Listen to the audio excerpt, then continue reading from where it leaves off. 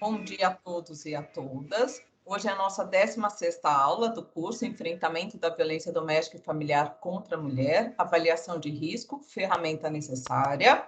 Meu nome é Daniele, sou juiz auxiliar aqui da capital, integrante da Comesp, junto com a doutora Tereza, a doutora Rafaela, doutora Renata e a desembargadora Rachid. Hoje a nossa aula é com a professora Cláudia Luna. O tema será Medidas Protetivas de Urgência, descumprimento das medidas protetivas de urgência.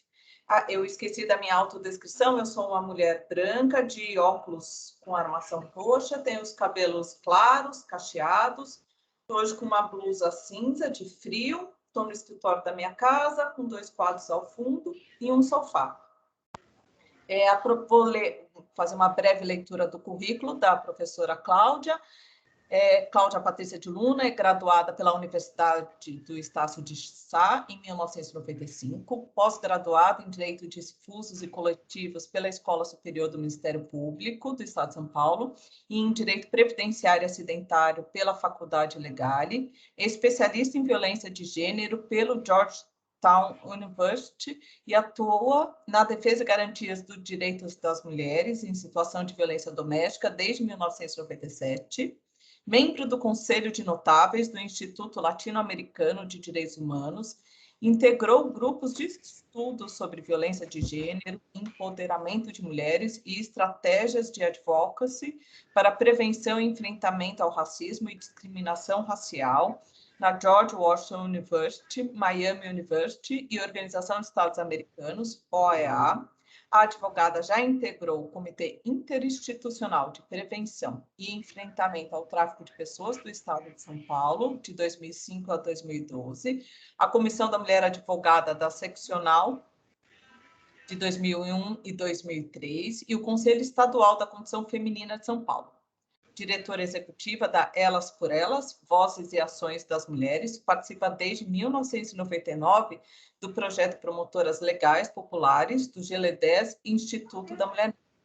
Atualmente integra a Comissão Interinstitucional sobre o Tráfico de Pessoas, Trabalho Escravo e Exploração Infantil do Tribunal de Justiça de São Paulo, avaliadora do Prêmio UEPS da ONU Mulheres, conselheira seccional e presidente da Comissão da Mulher Advogada da OAB de São Paulo. Nossa grande parceira aqui na Comesp, nos nossos cursos, sempre juntos, sempre nos apoiando e sempre compartilhando o seu conhecimento, o seu trabalho com a gente. Só agradecemos a sua participação e boa aula, doutora Cláudia. Só um recadinho aos alunos, fiquem à vontade para apresentarem as questões ao longo da palestra, que ao final nós faremos a professora Cláudia. Boa aula, doutora Cláudia. Bom dia, muito obrigada.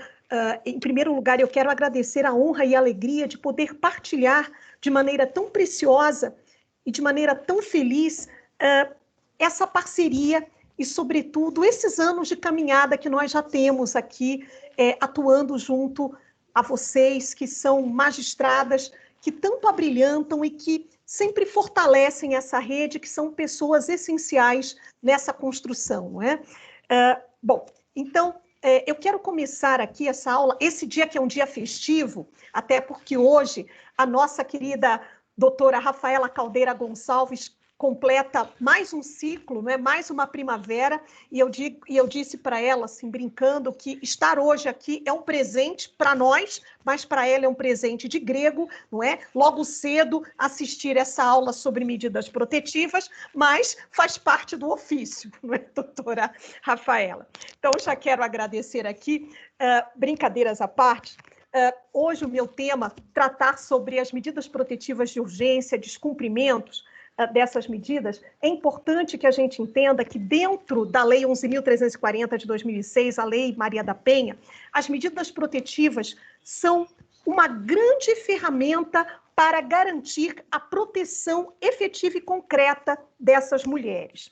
Essas medidas, elas têm um caráter acautelatório e elas visam, obviamente, garantir a proteção dessas mulheres dessa violência e, sobretudo, retirando-as de eventuais e potenciais riscos que poderiam, caso essas medidas elas não existissem na lei, potencializar ainda mais os graves e exponenciais riscos e números de feminicídios que colocam, infelizmente, o Brasil no ranking mundial do 5º país no mundo que mais mata mulheres. Se nós, com as protetivas, já estamos ocupando esse ranking mundial sobre os feminicídios, imagine se nós não as tivéssemos. Então, é muito importante para todas e todos profissionais da rede que se apropriem e que conheçam essa ferramenta e que, sobretudo, possam disponibilizá-las e fazer uso cada vez mais.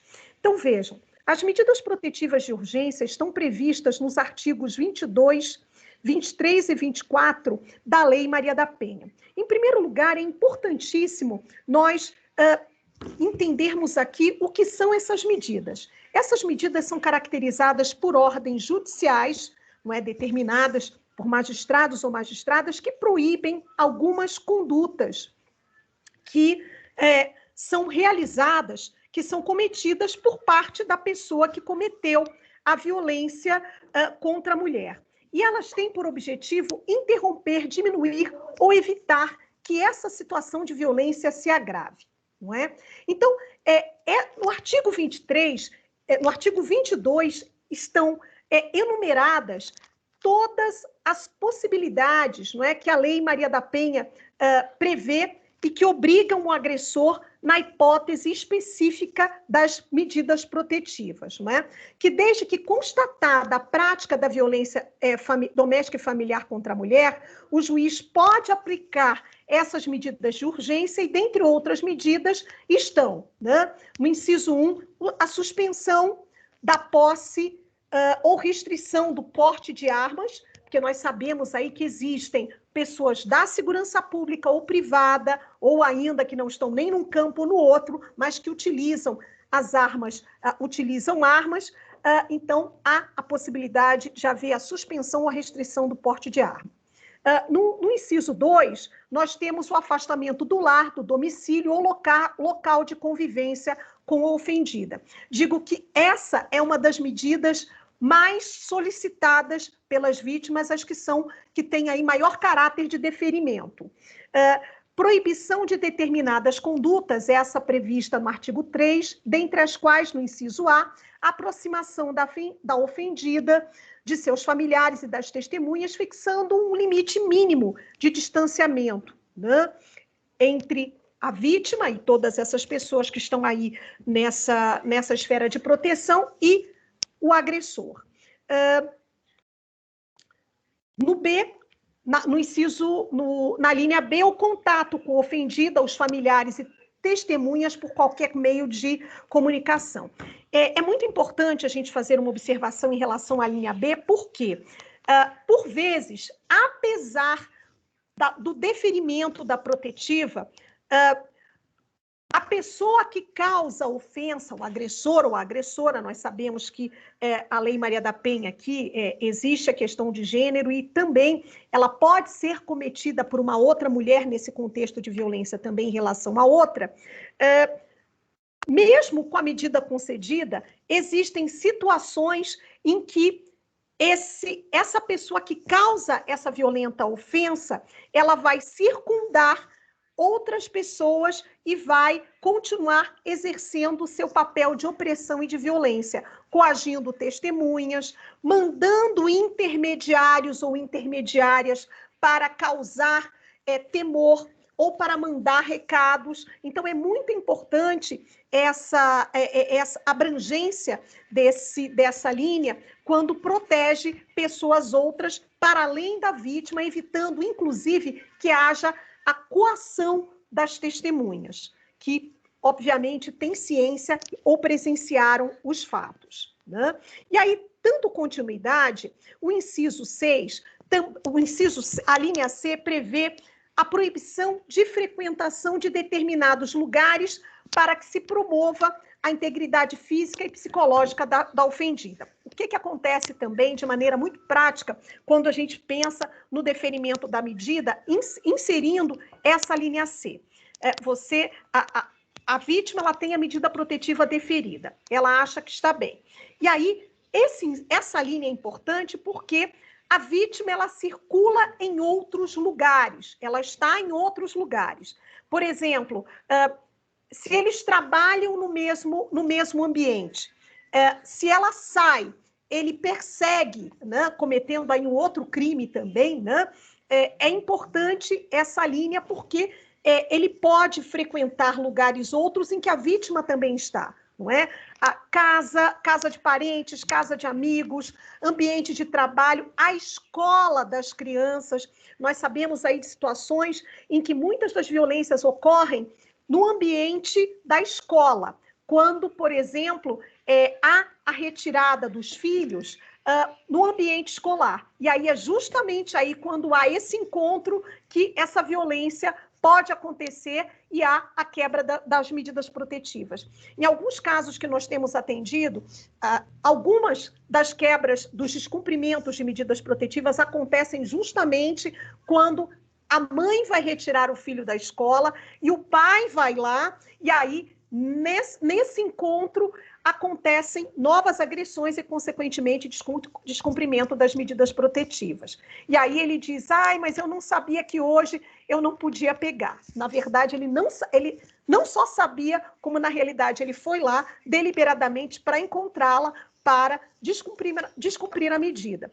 Só que, para o agressor, o que ele pensa? Ele acha que descumprir a medida está só ligado ao fato dele manter contato com a ofendida pelos meios virtuais ou por outros, pelo WhatsApp, ou de falar com ela. O fato dele ir até o lugar, até outros locais, isso não configura. Então, ele sempre traz essa narrativa enquanto justificação para o descumprimento da medida, dizendo, não, mas eu não fui lá procurá-la. Eu fui lá para buscar a criança e ela estava no dia e eu esqueci que esse não era o meu dia e que eu não podia chegar. Só que aí, quando encontra, não é, a situação acontece. Então, vamos lá. Continuando aqui, nós temos outras situações que, dentre as medidas também, há a previsão de prestação de alimentos provisionais ou provisórios. Então, é importante também nós destacarmos que, quando a gente pensa nas medidas protetivas de urgência, a primeira ideia que nos vem à mente é que essas medidas, elas somente são cabíveis ou são aplicáveis ou podem ser postuladas única e exclusivamente na esfera penal. Nós precisamos lembrar que a Lei Maria da Penha, ela traz e ela tem uma natureza híbrida, ou seja, ela tem um caráter civil e um caráter penal também. Então, essas medidas protetivas, elas podem ser postuladas não apenas na esfera penal, mas também podem ser na esfera civil. Por exemplo, essas medidas provisionais de alimentos provisionais ou provisórios, é importante que a gente também possa pedi-las, enquanto protetivas, na esfera civil, na esfera da família, considerando, inclusive, que existe a Lei 13.894 de 2019, salvo engano, que prevê a aplicabilidade, aumenta o rol de atribuições, não é? Da Lei Maria da Penha no que diz respeito a atribuições da área de família, que na realidade já acontece, mas é interessante, até para nós que estamos aqui na rede, começarmos ou intensificarmos a demanda das medidas protetivas nos juízos, junto aos juízos de família, para que possam entender o caráter de interseccionalidade da Lei Maria da Penha, enquanto nós não temos uma jurisdição una. Por exemplo, nem sempre você precisa propor uma medida protetiva, isso aqui dizendo enquanto profissionais, diretamente no criminal.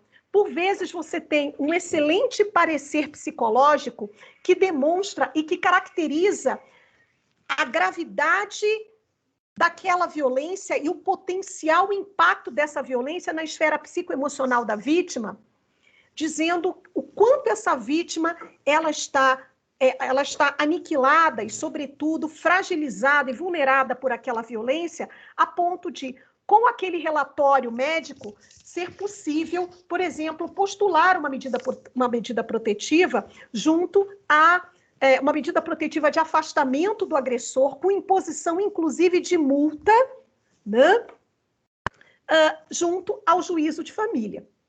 E aí é possível, sim, e nós já tivemos casos, não um, mas vários casos de deferimento. Porque uma das questões que são muito importantes e que, por vezes, essa violência ainda não é muito valorizada é a violência psicológica. 29% dos casos de violência que são levados a ocorrências nas delegacias são violências de natureza psicológica. E a violência psicológica ainda não é valorizada e a gente precisa, sobretudo, dar maior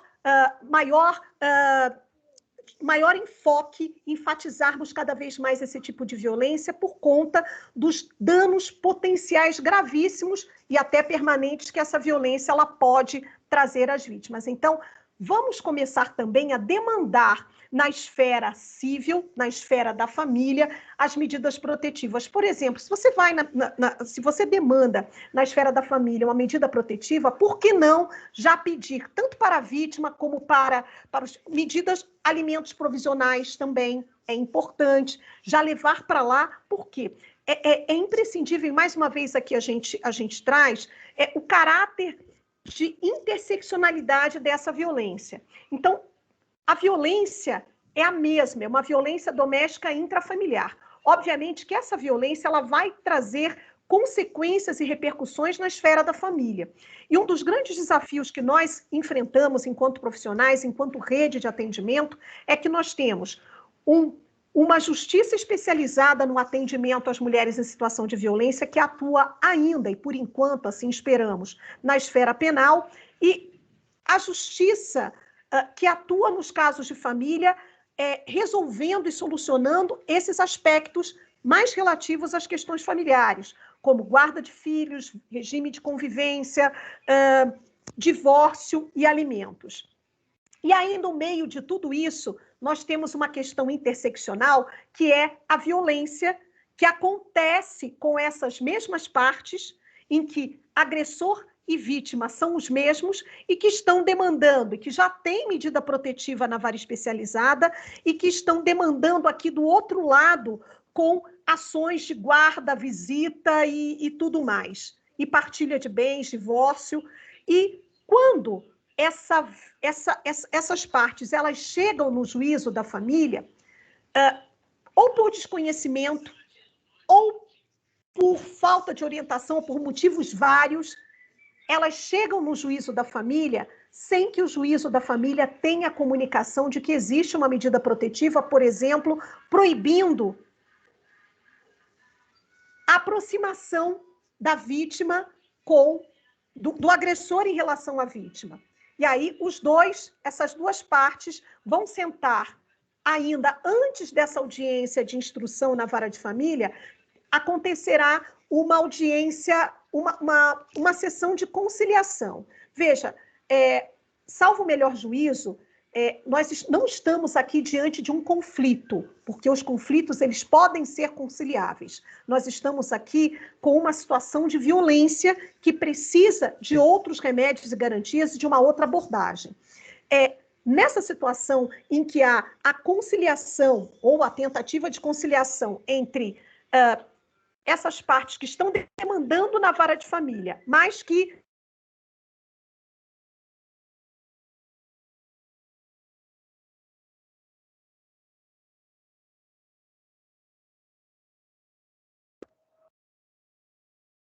Acho que a doutora Cláudia travou ou caiu mesmo?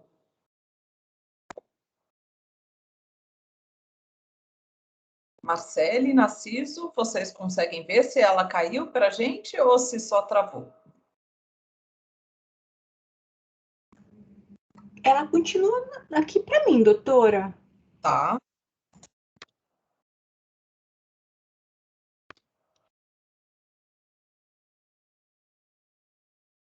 Eu não sei se ela visualiza.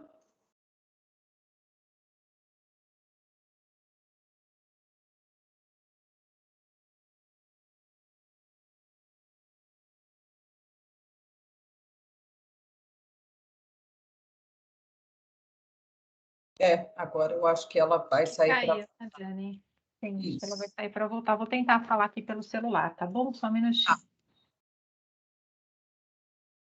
Espero que vocês entendam, né? Em tempos de pandemia, o Teams é muito demandado, todo mundo com seus problemas técnicos, não?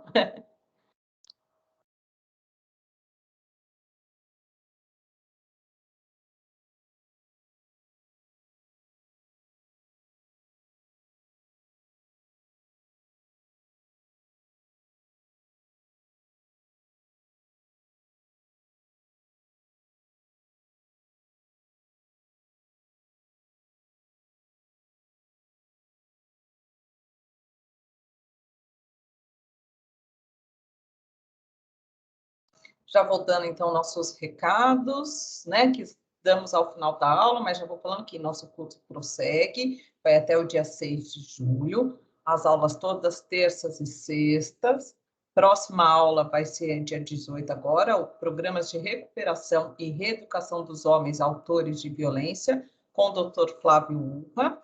E na sexta-feira são os programas de recuperação e reeducação de pessoas em situação de violência, com a doutora Arielle Sagrillo Scarpati. E seguimos assim, somente não vamos ter aula na sexta-feira do feriado, né, de Corpus Christi, mas seguimos todas terças e sextas até o dia 6 de julho. A professora Cláudia retornou, ela teve uma queda de energia, acho que já está entrando já, novamente.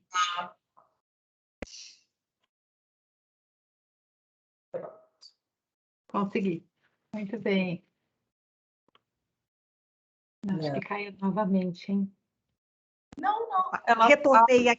Retornei aqui, me desculpem, nós tivemos uma queda de energia aqui, rapidamente, um pico aqui de energia e caiu aqui a conexão. Mas retomando, eu estava aqui justamente abordando a importância dessa abordagem interseccional da família com o crime, porque eu digo que esse é o nosso grande entrave hoje. Então, essas partes, elas estão numa sessão de conciliação para resolver algum problema relativo ao direito de família, só que o juízo da família não tem conhecimento de que existe uma medida protetiva de urgência.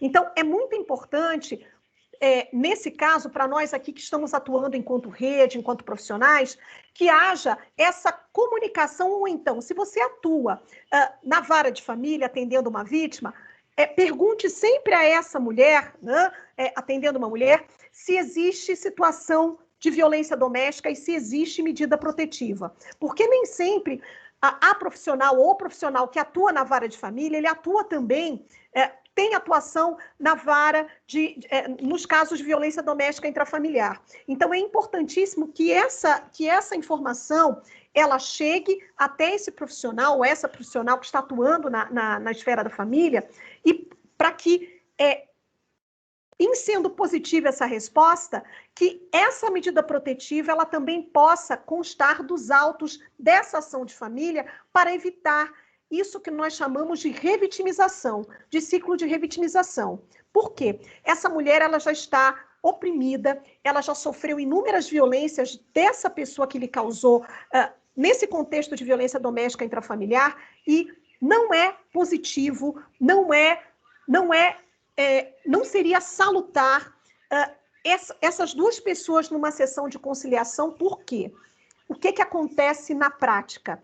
Obviamente, pela opressão, pelo temor, essa mulher, ela acaba. E o que acontece também? Ele sempre vai acompanhado de um advogado e ela não. E nessa circunstância, ela acaba por medo, por temor, por não ter outra alternativa, aceitando o acordo que ele propõe. E esse acordo, por óbvio, nunca é favorável a essa mulher.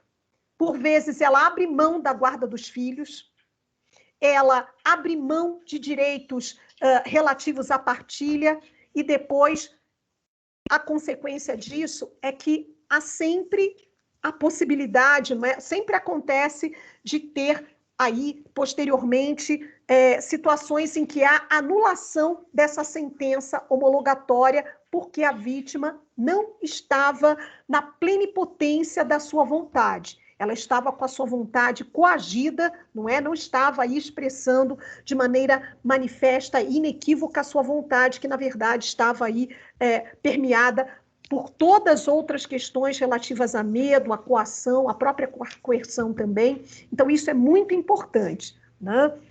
Até para que possamos evitar, numa provável audiência, em que seja necessária a participação da vítima e do agressor na vara de família, toda a segurança, por exemplo, comunicando-se ao juízo da família a existência dessa medida protetiva, que se haja um aparato de segurança para evitar situações como essa. Então, isso é extremamente importante, né?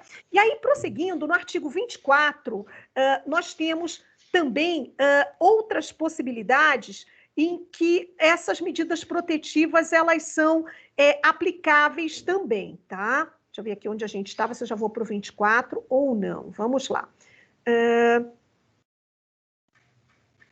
Bom, continuando aí no 22, parágrafo 1º, é sempre importante que a gente entenda que essas medidas protetivas, elas não impedem a aplicação de outras medidas, não é?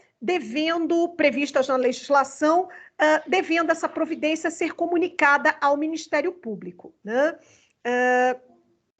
Então, só para que a gente possa entender e colocando aqui, dentre as perspectivas e ocorrências práticas, o que acontece? Por vezes, e a gente deixa de fazer isso na prática, é importante que quando nós façamos o pedido das protetivas, isso aqui, quando nós pensamos na advocacia fazendo esse pedido, é interessante que a gente possa acrescentar o artigo 387, inciso 4 do CPP, a importância de uma reparação à vítima, dentre essas protetivas, na hipótese daquele dano causado pelo ilícito cometido pelo ofensor. Eu acho que isso é muito importante também, né?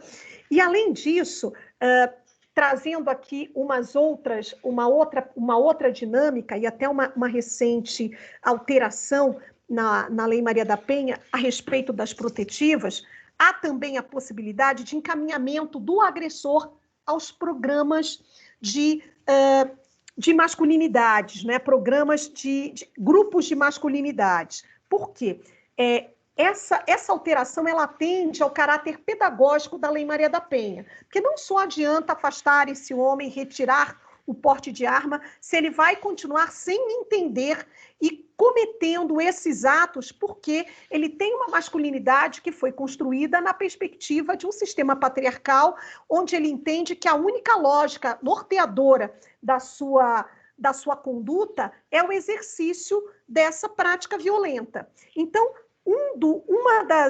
uma das perspectivas trazidas pelas medidas protetivas, não é justamente o de garantir que esse homem, nesse aspecto pedagógico, nesse aspecto e caráter pedagógico trazido pela Lei Maria da Penha, no sentido de que, ao participar e ser encaminhado para esses grupos de masculinidades, ele possa não só entender o que é esse contexto de violência doméstica, mas, sobretudo, ter a chance de refletir e de desconstruir as práticas de masculinidades que trazem prejuízo, e ele precisa reconhecer isso, não só a quem está ao seu lado, mas principalmente a ele. Porque ele perdeu a família, ele pode perder o emprego, ele pode ter várias perdas. E, a partir disso, nesses grupos de masculinidades, ele pode ter novas dimensões e, sobretudo, entender que o relacionamento ele não pode nem deve ser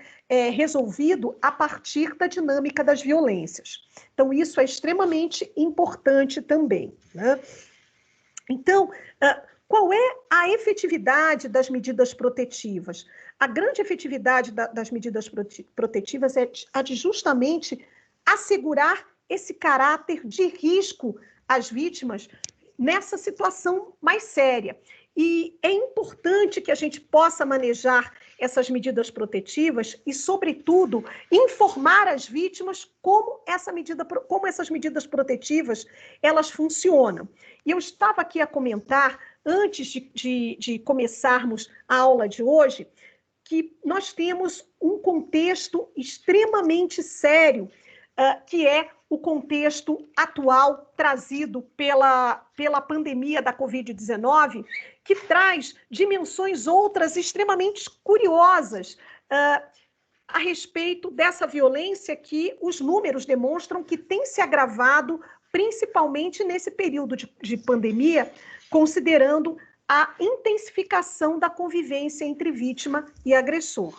Então, dessa forma, o quanto é importante que as vítimas, ou toda a nossa rede, tenha a dimensão exata de como essas vítimas elas precisam ser informadas, como elas chegam a obter essa protetiva, e uma das formas para se obter a medida protetiva, para além de ir à delegacia direto, iniciando o procedimento e lavrando o boletim de ocorrência, é o boletim de ocorrência online.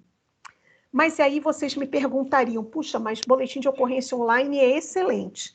Mas em que medida essa vítima ela consegue preencher sozinha esse boletim de ocorrência online? Esse já é um obstáculo. E como é que uma mulher em situação de violência, que tem o seu celular permanentemente vigiado, controlado controlado pelo autor da violência e ainda compartilhado pelos filhos e filhas nesse período de pandemia que precisam utilizar-se desse celular, que muitas vezes é o celular da vítima, para assistir a aula, para brincar, né? Usar esse celular. Como é que essa vítima consegue fazer esse boletim de ocorrência se, por vezes, essa mesma vítima ela tem dificuldades? Porque quando a gente pensa em mulheres em situação de violência, nós precisamos pensar nas diversidades que se agregam a essa mulher que está em qualquer classe social, que não tem acesso à ferramenta tecnológica e que, por vezes, ainda que tenha, não vai conseguir preencher esse boletim de ocorrência de modo satisfatório, até porque, vamos combinar, não é? A própria situação de violência em que essa vítima está exposta, quando ela preenche esse boletim de ocorrência, poderão trazer como desdobramentos gatilhos, ou seja, evocar lembranças, e ela já não vai fazer isso. Vai haver uma resistência dela em fazer isso também. Então, é necessário, nesses casos, que a vítima ela tenha ajuda. É muito difícil fazer isso sozinha. Então, já é difícil ir à delegacia. Então, estar no mundo digital, nesse período pandêmico, ainda que sejam disponibilizadas ferramentas online, para que ela possa acessar seus direitos e lavrar esse boletim de ocorrência também é difícil. E, ao mesmo tempo, eu faço outra observação quando o preenchimento do formulário de avaliação de risco. Essa vítima também, quando há o preenchimento desse formulário, ela precisa estar acompanhada de alguém para que ela possa relembrar essas situações. Por quê? Olha só, experiência própria. Quando nós vamos com a vítima até a delegacia e ela responde o formulário, ela já contou para nós, por exemplo, ela já contou para mim a situação toda de violência e eu já sei. E aí na delegacia vão perguntando para ela, a senhora já sofreu violência física? Já. A senhora já sofreu violência sexual? Não. Mas só que ela já falou para mim, olha, ele forçava a relação sexual comigo logo depois do parto ou quando eu tinha feito uma cirurgia. Como não? Aí ela passa a não reconhecer aquela situação quando ela está lá. Então, é sempre necessário que ela tenha alguém ao lado para ajudá-la nesse preenchimento. Por exemplo, ele tem arma em casa? Na hora ela nem lembra que tem arma, só que você já sabe que ela tem porque ela falou isso para você. Aí você falou, mas ele tem arma?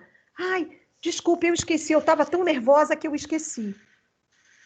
Então, são todas essas situações que a gente precisa trabalhar com essa vítima para que ela, fortalecida, ainda que ela não esteja com uma profissional do direito, mas ela esteja com outra pessoa, ela precisa ser acompanhada e lembrar de estabelecer aí o preenchimento de todas aquelas situações que a colocam ainda num contexto ainda mais vulnerável. E nesse período de pandemia, se a gente não observa outras recorrências específicas dessas práticas de violência em relação às mulheres, elas passam desapercebidas a nós, não é? Inclusive para as autoridades que cuidam do caso. Por exemplo, nós temos recebido bastante casos de mulheres que relatam que, nesse período de pandemia, os agressores colocam as mulheres para dormir fora de casa. Trancam a casa e colocam a mulher para dormir fora de casa, sem máscara, sem nenhum tipo de segurança. Para quê? Para que elas possam estar expostas e, sobretudo, possam contrair a Covid-19. Se nós olharmos essa prática sem esse senso crítico de entender que isso é uma violência, isso não vai configurar uma prática criminosa. Colocou para fora de casa, tá tudo bem, esqueceu a chave e tal. Mas não sem esse componente de intenção de exposição a risco, se a gente não for ver. Mas é isso. E outra coisa, fazer com que a vítima não tenha acesso a essa proteção, ao álcool em gel e à máscara também. E outra, às vezes a vítima não... Aí você tira de casa, né? A senhora quer sair de casa ou quer que ele saia de casa? Tá bom, eu quero sair de casa. E aí depois a vítima descobre e fala, puxa, mas eu não tenho casa, eu não tenho lugar para onde ir. E a vítima também não pediu abrigamento. E ela não tem uma rede de apoio. Olha a importância da gente ouvir e de conhecer nessa narrativa e nessa escuta, que deve ser uma escuta ativa, todas as circunstâncias que envolvem o histórico dessa vítima, para que a gente tenha, na aplicabilidade da medida protetiva, uma efetividade para o seu devido alcance. Como é que você vai determinar que ela pediu na protetiva? Obviamente que o magistrado vai conceder o que ela pediu na protetiva, mas não se sabe qual é o histórico que foi trazido por essa vítima.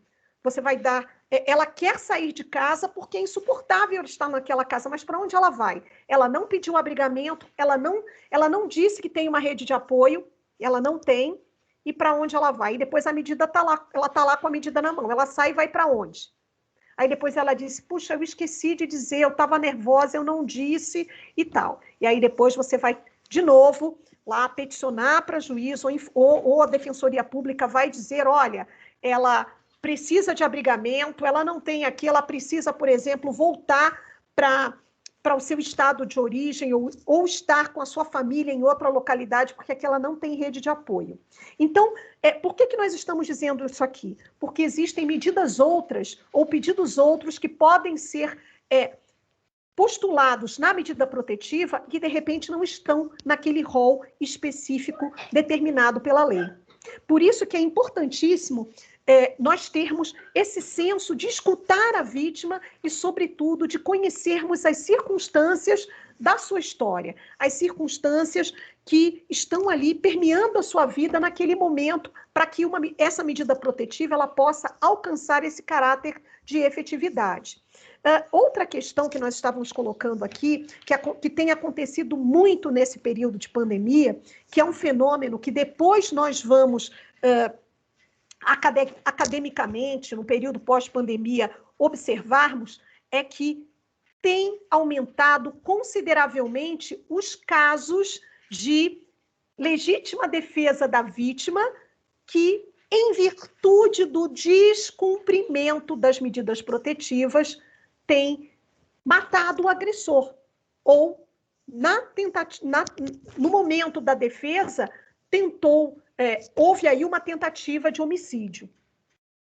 Então, vejam, e aí a gente precisa avaliar, no descumprimento dessas medidas protetivas, em que momento essa vítima ela tem conhecimento ou ela sabe que, na hipótese de descumprimento dessas medidas protetivas, o que ela pode fazer, não é? Porque nós sabemos que as medidas protetivas, uma vez concedidas, e há a possibilidade, não é, na hipótese de descumprimento, até nos termos da própria legislação, que se houver descumprimento, esse descumprimento ele precisa ser comunicado à autoridade policial, que nesse caso, não é, ali a vítima levando essa notícia e comprovando, a autoridade policial pode comunicar ao juiz, que aí já, inclusive, determina a prisão desse agressor. Né? Mas será que a vítima sabe disso?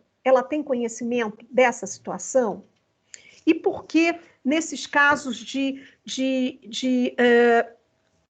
legítima defesa, essas vítimas estão contando essa circunstância de que não sabiam disso? Onde é que está esse gargalo em que essas vítimas não sabiam e essas situações de legítima defesa, de repente, poderiam ter sido evitadas se essas vítimas soubessem qual seria o caminho para comunicar as medidas protetivas.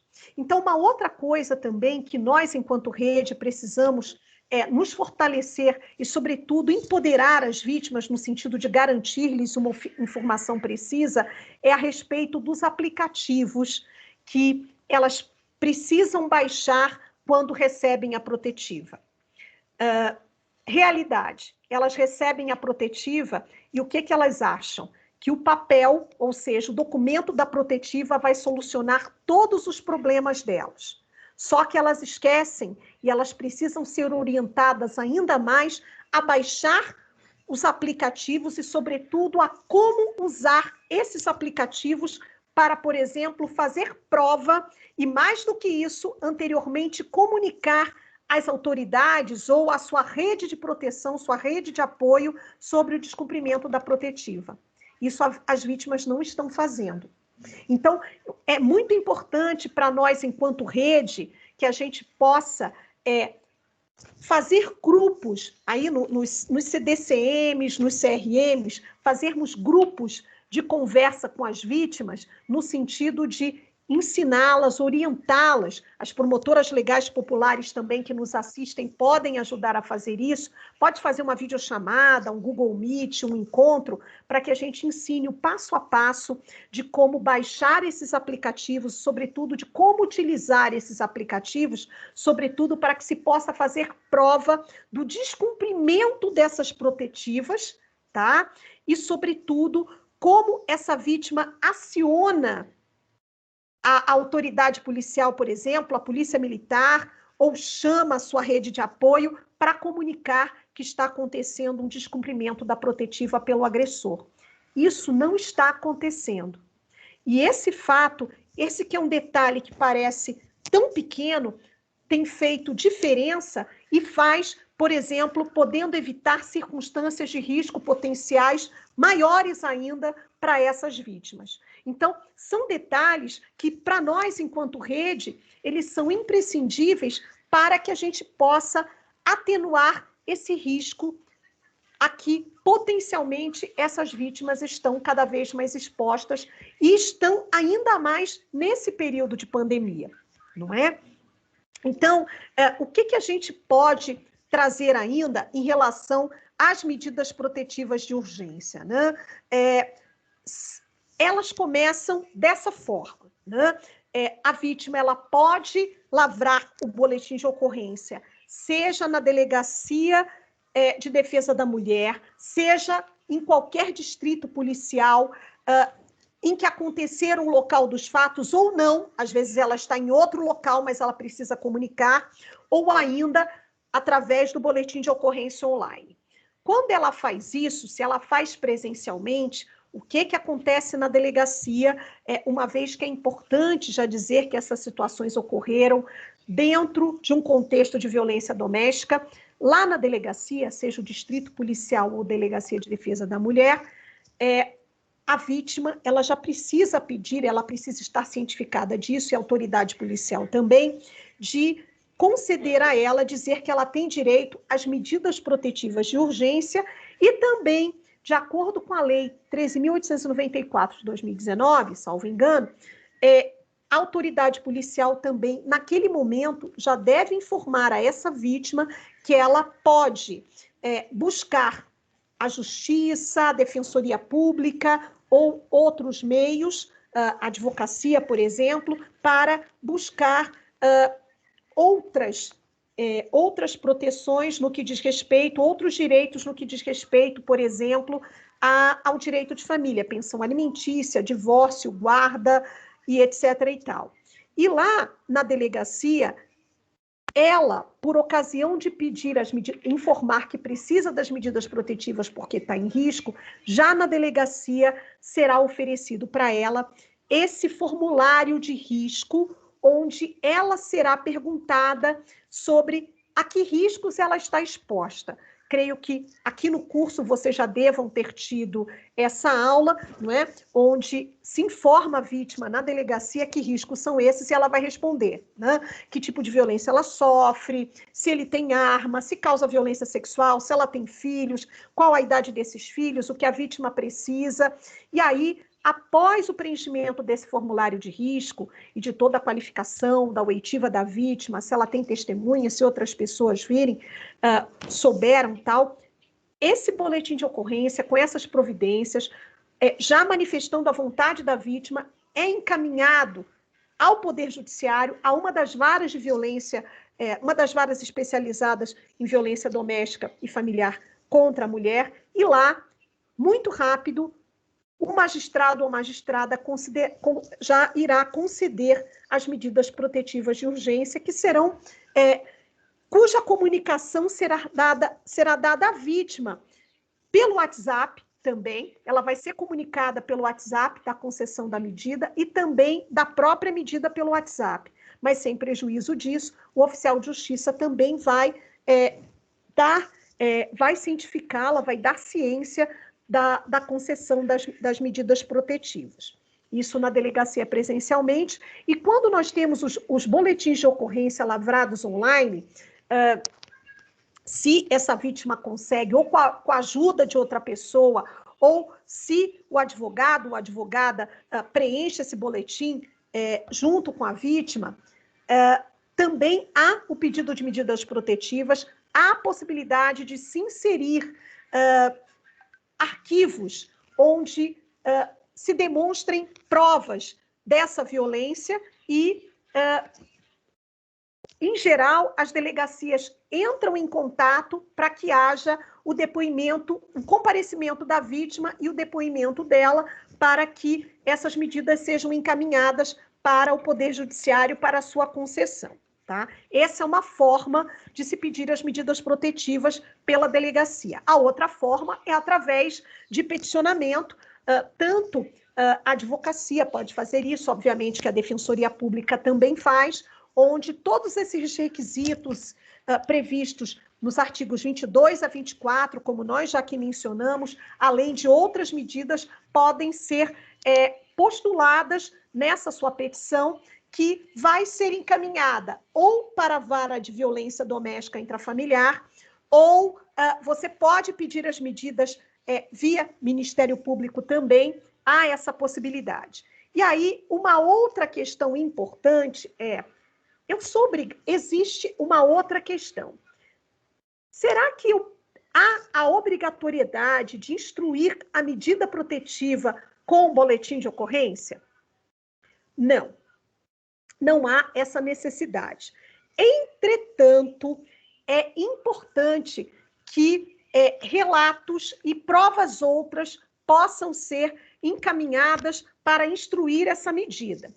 Mas, na prática, o que tem acontecido? Medida protetiva, quando ela é encaminhada, ainda que ela seja encaminhada, por exemplo, para a vara especializada, por vezes, mesmo que não esteja instruída do boletim de ocorrência, por vezes essa medida protetiva ela não é concedida naquele primeiro momento. Mas você pede, encaminhe lá e depois faça o boletim de ocorrência, ou então instrua, por exemplo, com relatórios psicológicos ou assistenciais das redes de atendimento. Por exemplo, aquele relatório ou parecer social da assistente social ou da psicóloga, ela também pode desde que haja esse pedido e também a autorização da vítima, ela pode ser utilizada e pode ser juntada na medida protetiva para respaldar esse pedido também, tá? Há essa possibilidade. Por vezes, você não consegue fazer isso de imediato, mas é importante também fazer um pedido de que as juízas ou os juízes das varas especializadas, ou seja, ou se for na vara de família, possam oficiar os centros de atendimento, os centros de referência da mulher, os centros de defesa de cidadania da mulher, para que possam informar ou trazer aos autos esses atendimentos a que as mulheres estão, a que aquela mulher em situação de violência possa ter recebido e essa documentação possa ser juntada nas medidas protetivas até para dar respaldo e para mostrar que antes de ir à delegacia, essa mulher preferiu acessar outra porta da rede e, por exemplo, estar em acompanhamento psicológico ou social naquela rede, onde, obviamente, há a comprovação de que ela se encontra numa situação de violência, porque nem todas as mulheres, e a gente sabe disso, elas se sentem confortáveis ou elas têm coragem de entrar logo de início pela via da Delegacia de Defesa da Mulher ou pela via do distrito policial para comprovar a violência. Outras, por exemplo, elas entram pela via das unidades básicas de saúde ou até por atendimento médico particular, onde, por exemplo, o seu médico psiquiatra, a sua terapeuta ou seu médico fisiatra mesmo, clínico geral, podem emitir pareceres médicos, pareceres clínicos, onde demonstram o nexo de causalidade entre a sintomatologia daquela vítima e relacionando-a à violência doméstica intrafamiliar que experimentam. Então, por que nós estamos dizendo aqui? Que existem outras portas, outras vias de acesso e outras provas que podem instruir as medidas protetivas, que não apenas o boletim de ocorrência, para que essas medidas protetivas possam ser concedidas também. E é importante que a gente entenda todo esse fluxo que, por vezes, para essa vítima, para essa mulher em situação de violência, ir à delegacia pode ser traduzido para ela como uma revitimização, porque ela tem resistência. Mas ela quer sair do ciclo de violência, mas ela não quer ir à delegacia. Então, que tipo de opções outras nós podemos, enquanto rede, oferecer para essa mulher para que ela tenha acesso à justiça e obtenha a proteção necessária, consubstanciada na concessão da medida protetiva? Então, é importante que a gente possa ampliar a nossa mente e entender que existem caminhos outros, que existem outras trajetórias que podem levar à concessão dessa medida protetiva, que não apenas a lavratura do BO, tá?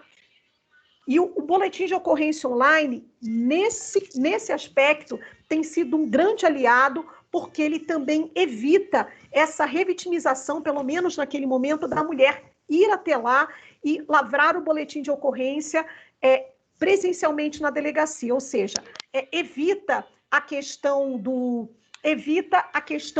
da exposição ao perigo de contágio e, ao mesmo tempo, também evita a revitimização dessa mulher, né, que, por vezes, não está pronta ainda para estar lá. Que por vezes ela disse, puxa, mas eu quero sair, mas eu preciso mesmo ir à delegacia. Aí elas dizem, isso é muito violento. E aí, o que você faz? Você precisa construir outros caminhos e alternativas que sejam viáveis para que ela possa também conseguir essa medida protetiva, que, mais uma vez, repito aqui, pode ser também postulada na esfera civil, com todos esses documentos e, sobretudo, trazendo todos os critérios estabelecidos pelos artigos 22 a 24 da lei e, sobretudo, também reforçando o artigo 387, inciso 4 do Código de Processo Penal, onde há a previsão de indenização por dano, não é? ao agressor pelo cometimento daquele ilícito pela vítima. Isso poucas vezes a gente tem visto quando há pedido de protetivas, tá certo? Então, vamos lá. Aproveito e vou lendo, também aproveito aqui para tomar a liberdade de acessar o chat, viu? E ler algumas perguntas. Obrigada, Marilene. A Bruna, há casos de deferimento de alimentos provisórios como medida protetiva na esfera criminal? Bruna, na minha prática, eu ainda não vi, tá? Uma outra questão que nós temos tido alguma dificuldade, e aí eu vou pedir a ajuda das doutoras aqui, que são juízas das varas especializadas, eu ainda não tive a experiência de, ao pleitear alimentos provisórios na esfera criminal, de ter um deferimento. E, ao mesmo tempo, quando nós falamos de pedido onde nós apontamos a existência de violência patrimonial, a gente também não tem tido resposta positiva, exceto quando há pedido de revogação de poderes em procurações públicas ou coisas do gênero, em relação a bloqueio de bens, de contas, quando eles tiram dinheiro, valores de conta conjunta, ainda não tivemos essa resposta. Então, por isso que é importante também demandarmos essas medidas protetivas nas varas cíveis e na vara de família, certo? Entra com medida protetiva de urgência, com base, obviamente, na Lei 11.340 de 2006, trazendo como escopo também de fundamentação a Lei 13.894 de 2019, que garante nas varas de família a prioridade nos casos de violência doméstica intrafamiliar, e tragam como dedução, como pedido, esses alimentos provisionais, a questão do bloqueio de bens, ou seja, demonstrando a existência de violência patrimonial. Nas varas de família, quando eu peço as protetivas, fazendo esses pedidos específicos, eu tenho conseguido êxito. Na vara especializada, ainda não consegui. Tá? Então, é muito importante ver que o pessoal está de novo no chat, deixa eu aqui acessar novamente. Vamos ver aqui se eu consigo acessar o chat. Vamos lá. Vamos lá. A Camila Domiciano está perguntando quais são os aplicativos que auxiliam a mulher em caso de descumprimento de medida protetiva de urgência. Nós temos o aplicativo Juntas, o SOS Mulher. Eu acho que são esses os mais utilizados aqui em São Paulo, não é, doutoras Daniela e doutora Renata? Então, esses aplicativos, eles são alguns daqueles aplicativos que podem ajudar a mulher em caso de descumprimento de MPU. Esses aplicativos, eles ainda prevêem, eu não sei se eles foram aperfeiçoados já a esse ponto, esses aplicativos previam, para além de acionamento de uma rede de proteção em que as mulheres escolhiam 3 ou algumas pessoas da sua confiança, para que pudessem compor, estar ali, pudessem ser acionados naquele aplicativo, na hipótese de descumprimento da medida. Esse aplicativo também, pelo menos o aplicativo Juntas, eu não lembro se ele foi aperfeiçoado, ele também previa a possibilidade de gravar áudio da violência, né? Do descumprimento, da investida do agressor, e também vídeo, certo? Então, é muito importante, porque esse material obtido a partir dos aplicativos, ele não só pode, mas ele deve ser utilizado também como prova para fortalecer aí, para consubstanciar esse pedido de descumprimento, tá? Essa sua alegação de descumprimento. Maria Helena, a prática negativa judicial de pedido de protetiva, tá, onde já houve medida anterior Doutora concedida... Cláudia, Opa, desculpa atrapalhar a senhora um minutinho. Só para deixar a senhora mais tranquila, é que assim, no final da sua exposição, nós costumamos ler as perguntas dos alunos, daí a senhora vai respondendo, para não atrapalhar o raciocínio da senhora. Tá certo, então. Mas fica como a senhora preferir. Então, tá certo, então, tá ótimo. Vamos lá, né? O que acontece? Bom, nós temos também, gente, quando a gente pensa em medidas protetivas e quando nós nos deparamos com a realidade dessas famílias que estão em contexto de violência, a gente, mais uma vez, não pode pensar no caráter interseccional da violência doméstica intrafamiliar e nos reflexos na vida dessas famílias e que, sobretudo, vai impactar tanto a vara especializada como a vara de família, e a gente sempre deve ter, enquanto profissionais, esse olhar e, sobretudo, essa atuação interseccional. Uma outra questão muito importante que, por vezes, a gente deixa de perceber é o caráter, o quanto essa violência psicológica, e aqui eu volto novamente a valorizar e enfatizar essa violência psicológica e também o impacto das medidas protetivas para ser uma forma de garantir a integridade física e psicológica das mulheres, principalmente quando a gente tem violência doméstica intrafamiliar e, ao mesmo tempo, disputas na área de família. O que acontece e a gente não percebe quando nós estamos atuando na vara de família, né? E é importante que a gente leve essa experiência e esses fatos, evidentemente, comprovados para o juízo de família. Aconteceu a violência. Existe a medida protetiva de urgência concedida. Só que a guarda é compartilhada e há o regime de convivência, ou seja, as visitas. Só que uma outra forma muito sutil de se realizar a violência doméstica e de se potencializar a violência doméstica intrafamiliar em relação às mulheres é utilizando os filhos indiretamente para potencializar essas violências. E o que acontece? Filhos e outra situação aqui, não só filhos humanos, mas os animaizinhos também de estimação. Olha só que interessante. Eu tenho acompanhado alguns casos em que a guarda a guarda compartilhada também, para além dos filhos humanos, também dos animais. E aí, o que aconteceu? O que acontece em algum desses casos? O animalzinho é deixado no pet shop, o autor da violência, né, que tem a guarda, pega o animal do pet shop, vai passear, passa o final de semana lá, o tempo que ele precisa para conviver com o animal. Quando ele devolve o animal vem doente.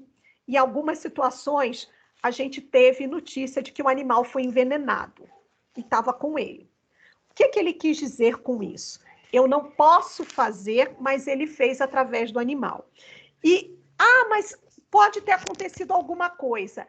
Em conversas antes, inclusive em conversas de WhatsApp, que ele manteve com amizades da parte da vítima, que depois foram trazidas, ele disse que ele ia fazer sim, que se ela achava que só com uma medida protetiva ele estava livre dela, que ele ia ver o que era bom, que ele ia atingir o que ela mais gostava, e era justamente o animal.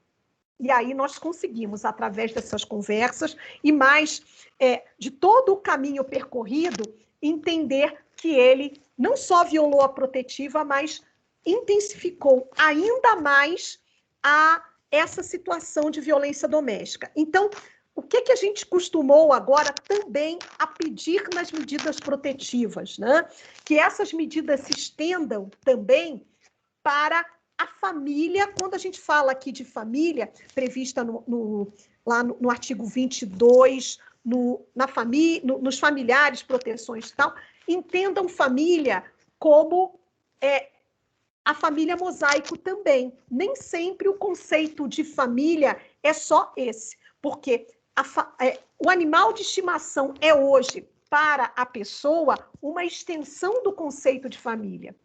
Então, é importante que a gente traga isso também. E, para além disso, a gente precisa entender que existe uma teoria muito interessante chamada teoria do link. A teoria do link, ela estabelece uma forma de potencializar a violência, em especial a violência doméstica, utilizando como meio o maltrato aos animais para potencializar, para agravar ainda mais a violência contra a vítima. E aí, eu tive recentemente a oportunidade de, numa medida protetiva de urgência, onde já existia a discussão de uma guarda de animais compartilhada, onde, quando ela sai de casa, ele retém os animais de estimação, não é? Nós tivemos a oportunidade de mencionar na medida protetiva essa prática de intensificação da violência psicológica, utilizando o maltrato dos animais como forma de intensificação dessa violência, e pedir também na protetiva que os animais que eram extensão da família, que estavam fazendo com que a vítima sofresse ainda mais violência, fossem retirados da esfera do agressor. Até porque já existia também uma sentença, uma decisão na esfera civil, determinando esse compartilhamento que não estava sendo cumprida, né? E para que a vara de violência pudesse entender o componente de agravamento e também o dano psicológico que essa situação estava acontecendo e acometendo a vítima também. Olha que interessante. Então, são questões específicas que, por vezes, não estão ainda muito inseridas na nossa prática, mas é que a gente precisa olhar com mais atenção, porque são formas de agudizar, de potencializar e, sobretudo, de trazer práticas mais perversas de violência psicológica que atingem a saúde das vítimas, causando o dano psíquico. Olha que interessante isso, né? Então, a teoria do link está aí. É uma teoria muito interessante, onde se observava que psicopatas, sociopatas, quando eram pequenos, crianças ainda, eles treinavam maus tratos nos seus animais para depois fazerem isso em idade adulta, repercutirem isso em pessoas. Então, é muito importante que a gente faça uma leitura do perfil criminológico desse agressor, porque, por vezes, na infância, ele foi essa pessoa, em algum momento da sua vida, ele também é uma pessoa que tem a tendência a maltratar animais. Então, isso é muito, muito, muito importante a gente também avaliar isso. E um outro aspecto, quando eu estava aqui falando, e vou complementar, quando nós temos essas disputas de guarda em contexto de violência doméstica intrafamiliar com medida protetiva concedida, nesse caso, é importantíssima essa atuação essa atuação interseccional na família, trazendo notícias dessa violência cuja decisão já foi materializada pela medida protetiva para os juízes de família. Por quê? Isso é importantíssimo para que decisões onde existam guarda compartilhada precisem ser pensadas com maior atenção e com maior cuidado, porque é justamente nessa questão da guarda compartilhada, onde haverá o diálogo entre pai e mãe, mas que estão aqui impedidos de contato por conta da medida protetiva, que essa situação ela pode causar obstáculos e ainda potencializar violências outras utilizando-se os filhos. Tá? Isso também é algo que precisa ser entendido numa perspectiva de se olhar com maior atenção, porque não é muito diferente essa lógica que acontece quando se pensa na teoria do link aplicada aos animais. Isso acontece também com as crianças. Não raro, para causar violência àquela mulher que não está mais sob a esfera de dominação do autor da violência, ele causa violência aos próprios filhos como forma de atingir diretamente as mulheres que são as mães e que se encontram em situação de violência. Ele diz, olha, eu não faço com você, mas eu faço com os filhos. Ou seja, você acha que eu não consigo te dominar, mas não é um papel, não é uma decisão judicial que vai impedir que ele continue exercendo a sua esfera de domínio. Então, é muito importante que a gente tenha isso como percepção e que essas percepções, obviamente, consubstanciadas em fatos, em provas, possam servir como diretiva nas varas de família a demonstrar o quanto isso é perigoso, não é? E o quanto na vara de família tem uma outra questão que, por vezes, essas crianças cuja guarda compartilhada foi deferida e o regime de convivência estendido ao pai que possui uma medida protetiva porque agrediu, cometeu violência contra essa mãe, e aí você tem nas visitas uma criança que se recusa a ir com o pai. Ela chora e não quer vir. Isso precisa ser visto com muito cuidado, com muita atenção, porque em muitas situações essa violência ela não acontece apenas entre o casal. Ela tem como espectadores e espectadoras os filhos, sejam eles crianças ou adolescentes. E a gente não pode perder de vista que quando a gente fala em violência doméstica intrafamiliar, essa violência ela tem um impacto em toda a família, não é só a mulher em situação de violência. Os filhos também experimentam e são impactados por essa violência. E aí, na esfera da família, quando essa criança ela se recusa, por vezes, a ir com o pai, chora, esse pai, através do seu advogado, do profissional que o acompanha, noticia nos autos que é um caso de alienação parental. Só que ele não conta a história e a versão completa dos fatos, que ele, por exemplo, tem uma medida protetiva, que ele é um agressor contumaz, não foram juntados todos os boletins de ocorrência e mesmo a medida protetiva, e como somente parte da história ou parte da versão é contada, essa mãe é considerada, não é, através de ter a lei de alienação parental suscitada na defesa desse pai, essa mãe já é rotulada como mãe alienadora pelas equipes multidisciplinares que também desconhecem esse contexto de violência que se vive e, por vezes, essa mãe, ela perde a guarda dos filhos. Então, uma outra questão que tem sido utilizada, e a gente precisa entender, é o quanto a lei de alienação parental ela é utilizada enquanto potencializadora da violência psicológica em relação às mulheres, uma vez que já preexiste uma situação de violência doméstica intrafamiliar.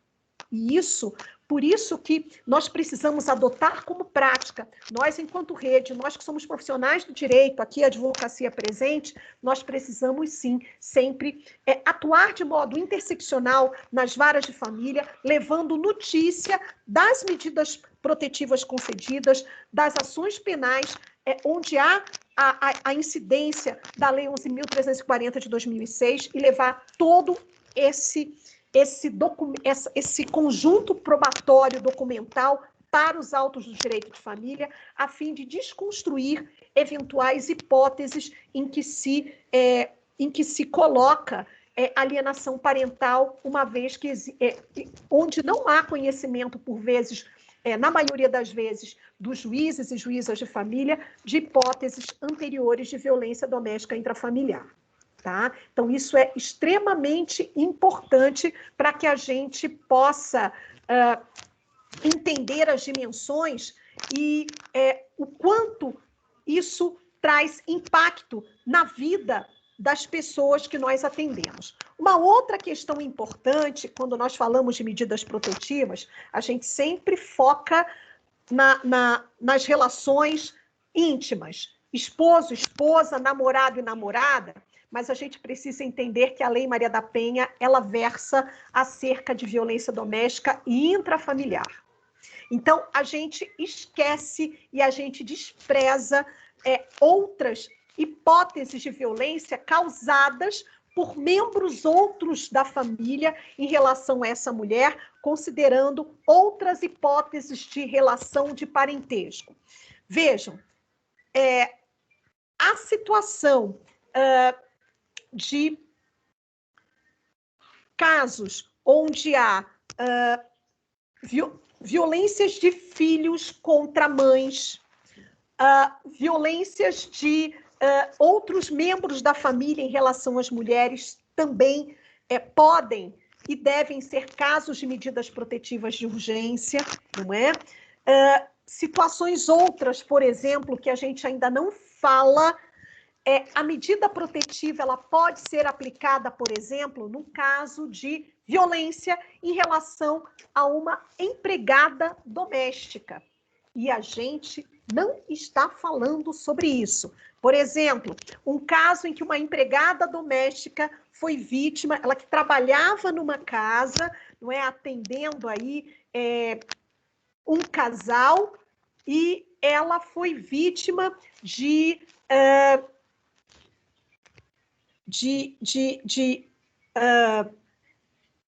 ato, bom, agora está estupro, né? Seria um atentado violento ao pudor. Ela foi vítima de uma tentativa de estupro por parte do patrão. E aí, nesse caso, o que acontece? É também termos a consciência de entender, já que a lei fala de relações, né? E que essas relações também acontecem nesse âmbito e que a empregada doméstica, ela também está neste ambiente e teria esta relação de proximidade, né? Ela também não é? Ela pode ser vítima desse tipo de violência previsto na Lei Maria da Penha e também ter direito a, num caso como esse, a uma medida protetiva de urgência, né? Então, é preciso que a gente também possa entender isso. A empregada, a pessoa que vai lá ajudar na casa, que tem essa frequência no sentido de arrumar a casa, de charista. Então, é muito importante que a gente possa entender esse tipo de coisa, esse tipo de situação, que na realidade também é muito importante a gente colocar também que as medidas protetivas de urgência, elas têm caráter acautelatório, elas não podem, não é? As pessoas, mas a medida protetiva de urgência é um processo? Não, ela é uma medida cautelatória e como ela tem por objetivo garantir a integridade física, psicológica e a segurança da mulher em todas as perspectivas, principalmente agora nesse período de pandemia e até antes, mas principalmente agora, é importante que essa medida protetiva de urgência ela não tenha data limite de validade, porque nós não podemos dimensionar por quanto tempo essa violência perdura. Por vezes, a violência, a gente não sabe até quando.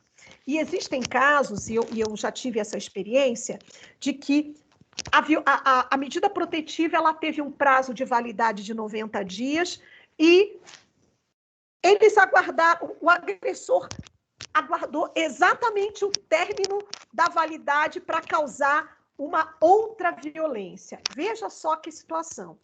E quando a gente pensa nos casos de feminicídio, na importância das medidas protetivas de urgência como ferramenta imprescindível para prevenir feminicídios, que tem como como característica serem crimes evitáveis, e eu acho que a Lei Maria da Penha e as medidas protetivas, elas têm esse caráter muito importante nesse aspecto, o fato de não se ter validade, prazo de validade fixado na protetiva, tem sido um grande aliado para as mulheres em situação de violência, né?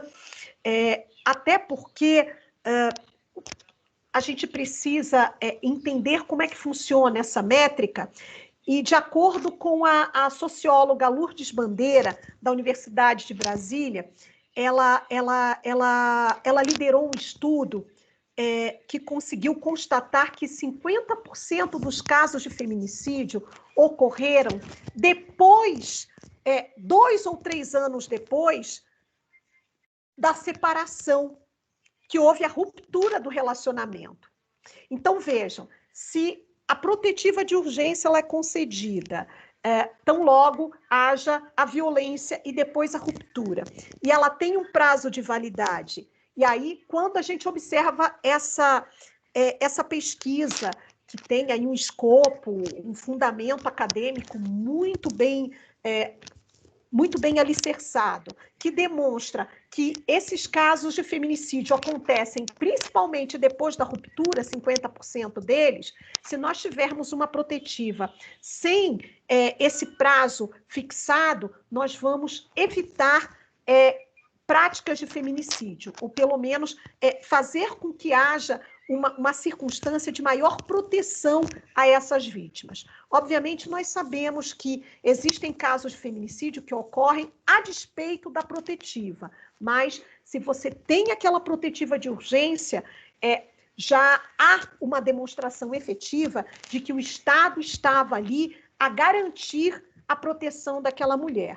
Mas uma outra coisa, e aqui novamente, quando nós falamos especificamente de casos de ruptura e de tentativas de feminicídio, a despeito das protetivas, mais uma vez, eu vou conclamar a nossa rede a superarmos ou tentarmos superar esse gargalo, fazendo com que as mulheres em situação de violência possam ter acesso e aprender a ter acesso e, sobretudo, a manejar essa ferramenta em seu favor, que são os aplicativos em que elas podem acionar ajuda na hipótese de descumprimento. Então, por que é importante isso? E aí a vítima, ela não sabe ela não sabe sequer o que fazer na hipótese de descumprimento da protetiva. Então, é importante que a gente também, que a vítima seja informada nesse sentido, que ela possa, sabendo disso, se ela está com o aplicativo, já informar a sua rede, não é? Já, por vezes, não tem a polícia militar, mas existe uma outra aliada que é muito bem preparada para isso, que é a Guarda Municipal, que de repente está até mais próxima do que a polícia, que pode ser uma grande aliada nesse sentido, no sentido de garantir esse aspecto de proteção às mulheres quando há, pelo menos, essa questão de monitoramento quando há o descumprimento das protetivas. Nós temos as patrulhas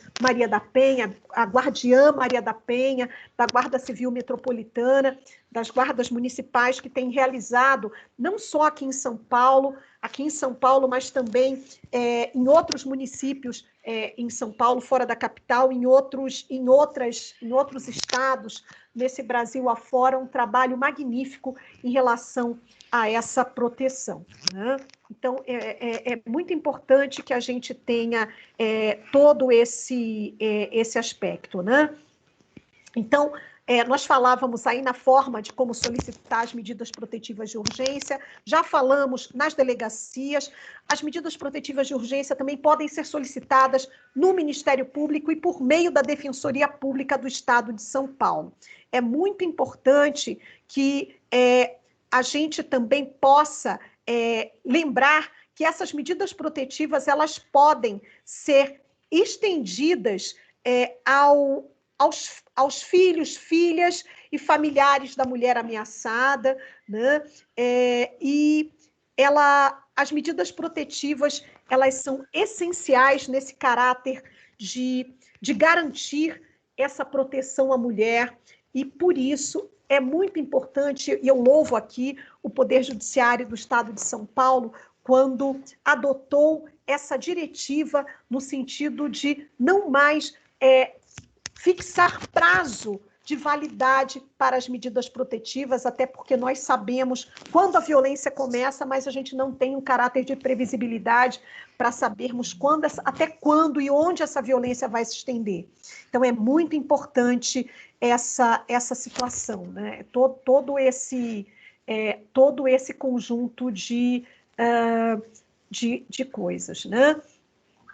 Então, deixa eu só voltar aqui para as perguntas, que eu estou achando tão interessante, elas enriquecem aqui a palestra, né? Se a senhora quiser, nós já começamos a apresentar. Pode ser. Realmente são inúmeras perguntas, estão muitos elogios e inúmeras perguntas. Vou passar a palavra, então, à doutora Renata, que irá fazer, então, as perguntas. Então tá ótimo, tá certo.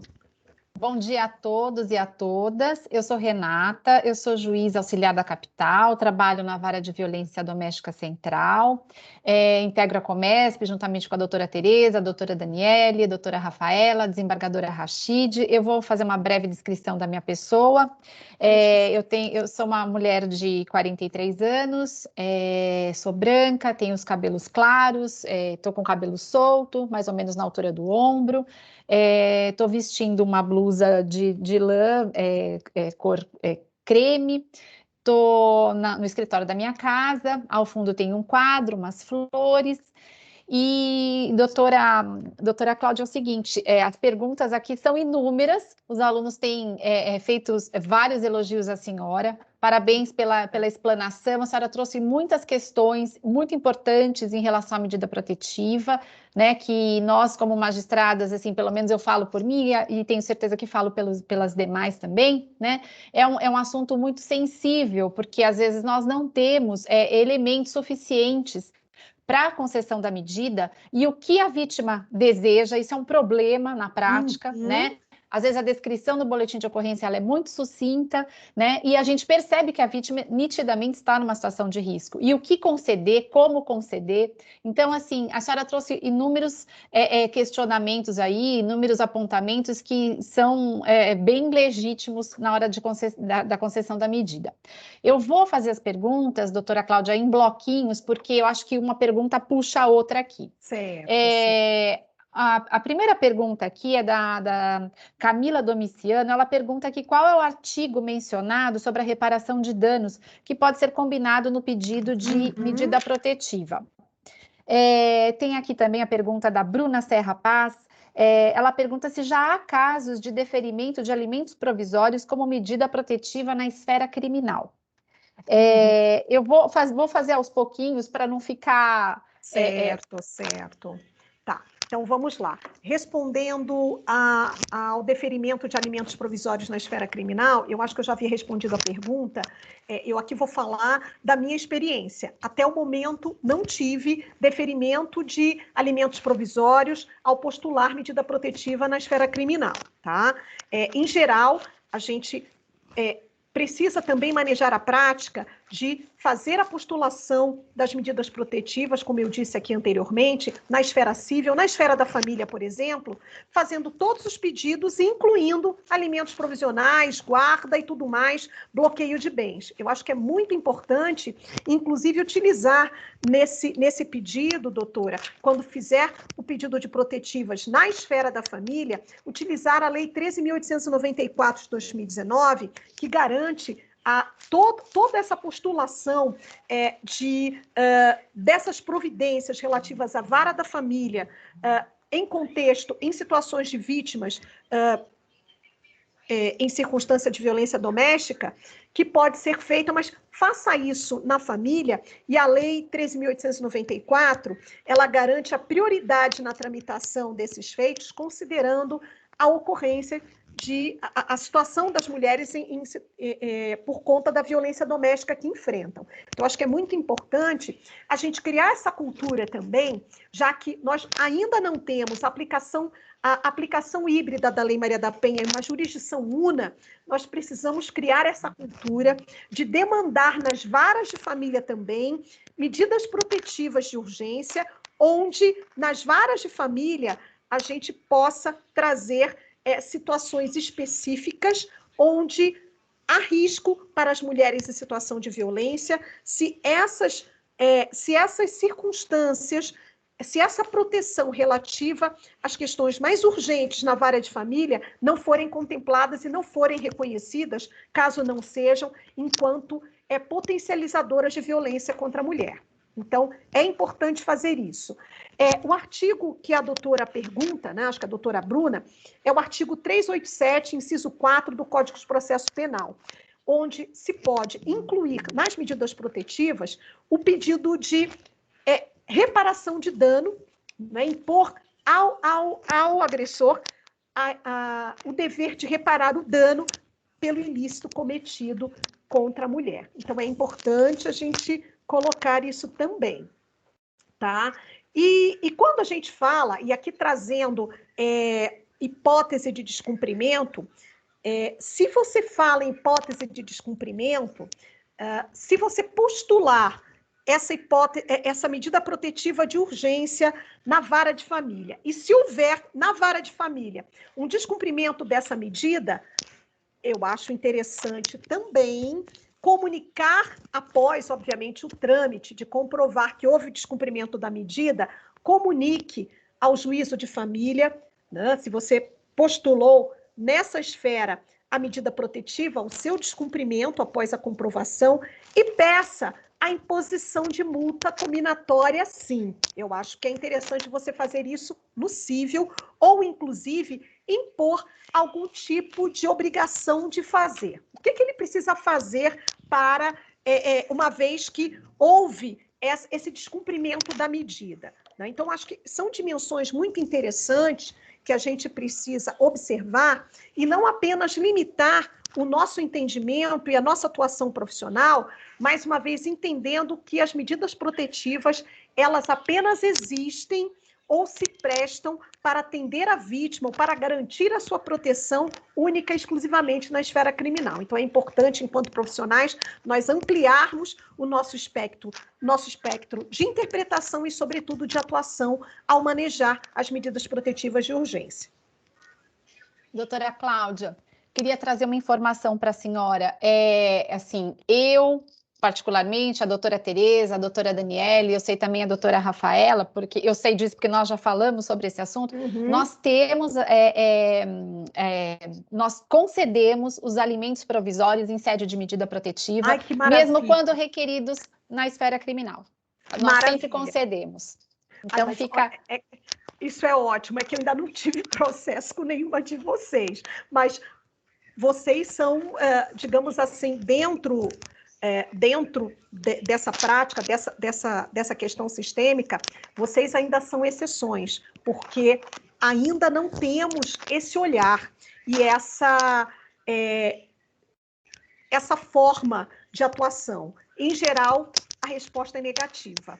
Então, acho que a gente precisa ter essa cultura mais sedimentada quando a gente pensa em atuação da magistratura nas varas de violência doméstica, nas varas especializadas. Eu acho que precisa muito, sim. E como nós precisamos, né? Com certeza.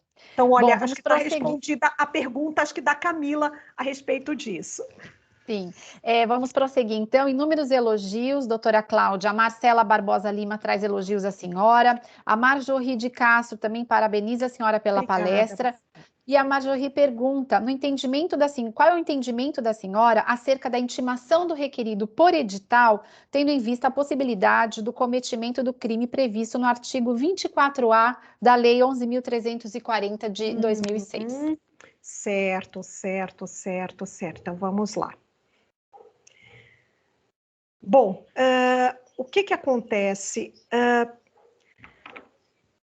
Eu penso que ele deve ser... Bom, intimação por edital, mas digamos que ele tem um WhatsApp ou outras formas, né, de ter essa comunicação desse crime.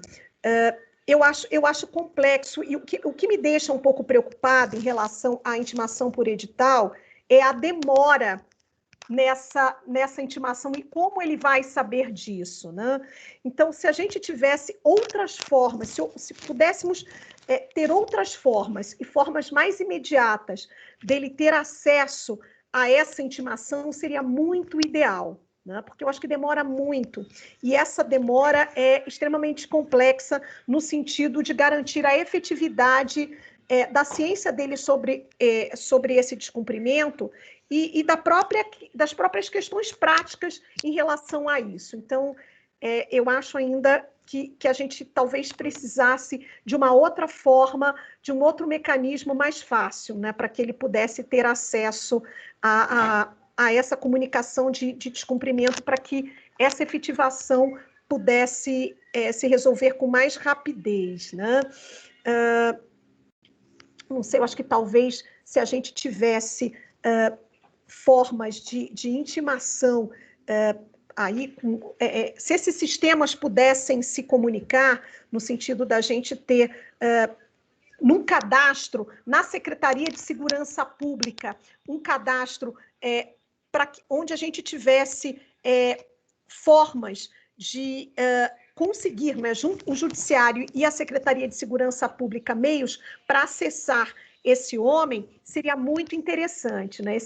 A gente fala homem, que essa pessoa que causou essa violência, que descumpriu essa medida, seria muito mais eficaz. Eu acho que acho que a gente precisaria um pouco mais disso, né, para que a gente pudesse superar essa questão, porque é muito complicado, porque numa dessa, ele descumpriu, mas ele não sabe, e aí você precisa dar o cumprimento até para, de repente, efetivar a prisão dele, e aí, como é que você vai fazer? Então, eu acho que a gente precisa aperfeiçoar essa comunicação intersistemas para que a gente pudesse ter essa garantia efetiva da intimação do agressor que, porventura, descumpre as medidas protetivas de acordo com o artigo 24, artigo 24A. Né? É assim que eu penso. Uhum. Nós temos aqui, doutora, a pergunta da Regina Célia Forchini. Ela parabeniza a senhora pela explanação, e ela, na verdade, é uma pergunta que a senhora já tinha iniciado a resposta. Ela pergunta quais são os aplicativos que são utilizados nas medidas, e ela continua a pergunta da seguinte forma: o agressor é preso preventivamente reiteradas vezes, e quando sai, ameaça a vítima novamente. Ela pergunta se há outra medida que poderia contribuir para evitar isso, já que a prisão não está sendo eficaz. Exato. E aí, mais uma vez, a gente vai partir daquele pressuposto. Não adianta só punir. Eu acho que é importante que esse agressor ele possa se reconhecer nesse processo de violência e entender o quanto ele pode, o quanto ele tem responsabilidade também no sentido dessa transformação. Por isso, a Lei Maria da Penha, ela traz também um caráter pedagógico. Não é só punitivo. Veja, punir, e a gente já viu aí nesse caso que você traz, não resolve. Ele precisa entender o porquê, precisa entender-se parte desse processo e, sobretudo, parte dessa transformação. E, nesse ponto, é muito importante nós reconhecermos o trabalho de relevo realizado pelos grupos reflexivos de masculinidades, não é? E eu penso numa outra questão. Eu penso em grupos reflexivos de masculinidades e feminilidades também. A violência ela é cíclica e a gente não pode trabalhar um polo, uma parte, sem pensar na outra também. Não é? A gente trabalha os homens aqui pensando que nesses grupos reflexivos de masculinidades, eles, ao se depararem com essa masculinidade, que é uma masculinidade tóxica, problemática, cultural, social, historicamente, antropologicamente construída, que essa masculinidade, quando eles se deparam, quando eles estão nesses grupos masculinos reflexivos de masculinidades, eles conseguem entender que essa violência que ele comete contra a mulher e que tem reflexo na família, não é um prejuízo só para ela, é um prejuízo para ele também. Ele precisa entender que essa masculinidade traz perdas para ele. Ele perde prestígio social, ele perde a família, perdeu o emprego, perdeu a mulher e várias outras coisas. Além do que, ele vai ficar, ele precisa entender que ele vai ficar com o estigma de ser um agressor de mulher, que cada vez mais tem sido extremamente ruim, né, para ele socialmente. O que é importante nesses grupos reflexivos de masculinidade é a mudança de padrão que ele pode ter ao constituir novo relacionamento, ou se ele volta para o relacionamento original. Ele começa a entender e a refletir nesses grupos que existem outras formas do exercício dessa masculinidade que não única e exclusivamente o exercício da violência. Então, quando você investe nessa forma, para além da punição da prisão, que reiteradas vezes aí nesse caso que ele é preso, mas ele volta a fazer, é preciso quebrar esse padrão para que ele mude esse paradigma, para que ele não repita isso. Ou se ele voltar para o mesmo relacionamento ou constituir outro. E aí, quando eu falo também dos chamados grupos de feminilidade, se é que a gente poderia falar assim, grupos reflexivos para as mulheres, o que a gente observa também? Se essa mulher, a despeito de ter uma rede, de ter um poder judiciário, de ter um Estado que garante a ela, através da aplicabilidade da Lei Maria da Penha, todo esse ferramental de proteção, se essa mulher ela sai e rompe esse ciclo de violência em que ela está, mas ela resolve ir para outro ciclo de violência, se ela não desconstrói aquele padrão de mulher que aprendeu cultural, histórica, social e antropologicamente a naturalizar as violências, a tendência dela é repetir esse mesmo padrão em outro relacionamento. Então, por isso que é importante, e aí a atuação das redes, dos centros de referência, nas rodas de conversa com as mulheres em situação de violência, para que elas possam reconhecer, identificar que o padrão, qualquer padrão de violência, seja ele aquele mínimo ou imperceptível, até os padrões máximos, não podem ser encarados como natural. Porque, senão, a gente, enquanto rede, numa perspectiva sistêmica, numa perspectiva macro, a gente nunca vai fechar essa conta. Então, é importante que isso seja trabalhado também. Porque ela rompe aquele ciclo, vai para outro relacionamento, mas ela vai para outro relacionamento entendendo que ela não merece aquele padrão de violência, ela se recusa ou ela vai, de novo, repetir aquele padrão de violência e a gente vai ter um outro ciclo acontecendo com a mesma vítima que já havia rompido um ciclo anteriormente. Então, é importante essa reflexão. Doutora Cláudia, nós temos inúmeras perguntas aqui dos alunos. Vamos lá, que eu vou ser rápida. Tem 3 perguntas no mesmo sentido. Aqui é da Maria Helena Pompeu. Ela pergunta, gostaria de saber da senhora, que a senhora comentasse a prática de negativa judicial de pedido de medida protetiva de afastamento do lar nos casos onde já houve medida anterior concedida e o casal reatou. Entendi.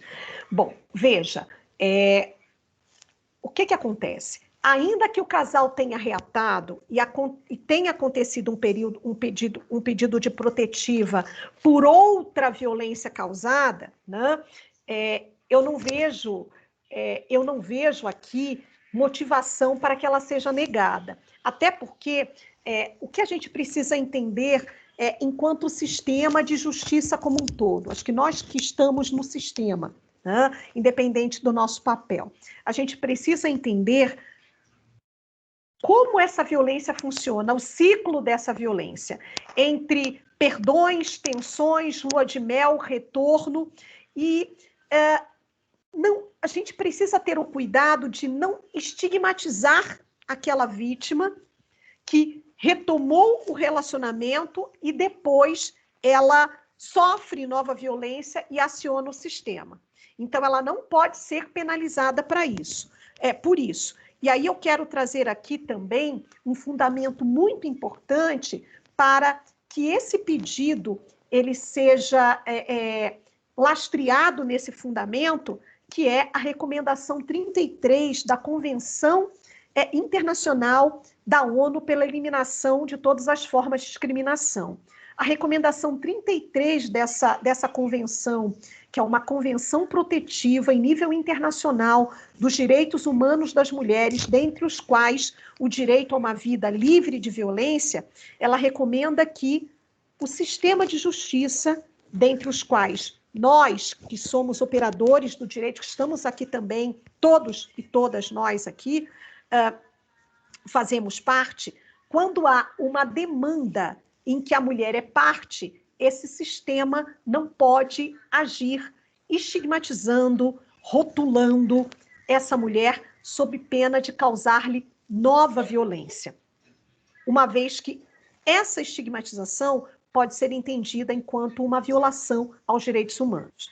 Então, doutora, nesse caso, faça uso, enquanto fundamentação, para embasar o seu direito, o direito da sua cliente, que nesse caso ou há um recurso, ou você faça uma reiteração desse pedido, junte as provas e, sobretudo, suscite essa recomendação 33 dessa Convenção Internacional que garante e protege os direitos humanos das mulheres, inclusive convenção essa da qual o Brasil é signatário.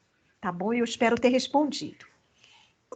Tem outra pergunta aqui da nossa aluna Regina Célia. Ela pergunta o seguinte: percebo que quando a vítima é a mãe e o agressor o filho, muitas vezes ela não deseja representar criminalmente e a medida protetiva acaba sendo indeferida. Ela pergunta: há essa vinculação? E a pergunta seguinte que ela faz é se a medida protetiva tem prazo de validade. Posso aproveitar e fazer mais duas aqui do bloquinho? Tem a Glaucia também pergunta se é exigido para fazer a pedido de protetiva a realização do boletim de ocorrência. E ela também pergunta a Regina também, só para aproveitar, Cláudia, porque assim a gente está um pouco aqui da quantidade de questões. E se depois que a vítima pede essa protetiva, ela volta a conviver, qual a sua visão sobre isso? Bom, então vamos começar do final, né? Bom, a minha visão é sempre de não estigmatizar a vítima. O que a gente precisa entender e reconhecer enquanto profissional é que a vontade da vítima, ela precisa ser respeitada. A vítima, ela é protagonista.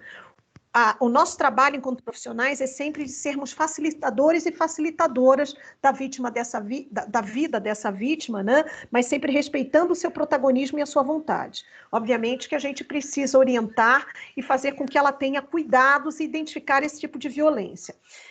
Quando nós falamos de protetiva pedida por mãe em relação ao filho, veja, doutora, essa protetiva, ela pode ser concedida. Existem casos de concessão, sim.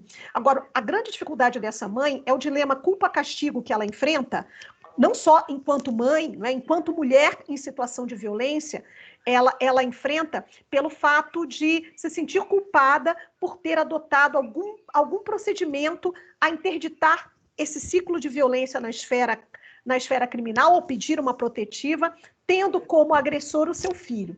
Ela se sente culpada pelo fato de não ter... O que ela fez, né? Aí é pior ainda, o que ela fez para merecer aquilo, uma vez que quem criou aquele ser que lhe causa violência foi ela.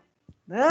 Então, é uma situação realmente muito difícil e complexa, e nesses casos é muito importante aqui que a gente estabeleça, enquanto profissionais, que atuação nos casos de violência doméstica, no atendimento, na atenção à vítima, exige uma atuação multiprofissional. Não apenas nós, enquanto sejamos nós advocacia, magistratura, Ministério Público, nós não conseguimos sozinhos resolvermos essa questão única e tão somente pela perspectiva jurídica, pela perspectiva do direito. Por isso que é importante nós termos as redes de atendimento que atuam de maneira com excelência no atendimento psicossocial dessas mulheres, para que elas possam entender e, sobretudo, se fortalecer.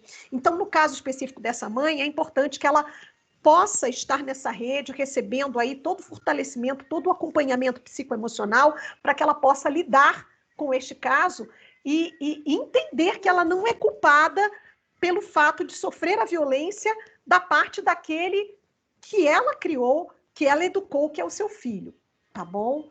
Mas é importante isso, mas eu não vejo só em deferimento, não, eu vejo deferimento sim, tá? Mas é importante nós sempre colocarmos para